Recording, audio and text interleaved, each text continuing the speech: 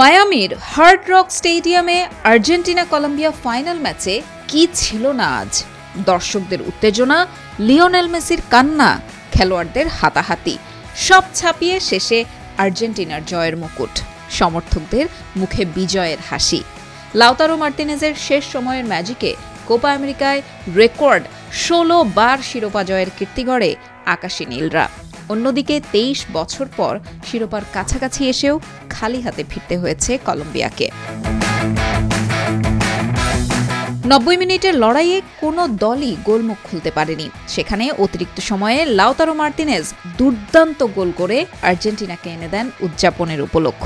শেষ পর্যন্ত 1-0 গোলের জয়ে কোপা আমেরিকার শিরোপা নিজেদের করল লিওনেল স্কালোনির দল।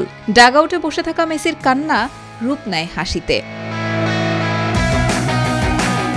এই জয়ে একটি ত্রিমুকুটও পেয়ে গেলেন মেসি দি মারিয়ারা। মহাদেশীয় শিরোপা, বিশ্বকাপ, আবার মহাদেশীয় শিরোপা।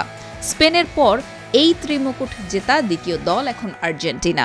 2021 সালে কোপা আমেরিকার পর 2022 সালে কাতার বিশ্বকাপ জেতা আর্জেন্টিনা জিতল 2024 সালের কোপা আমেরিকা।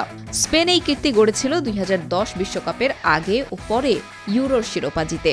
ইউরোর শিরোপা দুটি তারা জিতেছে 2008 ও 2012 সালে।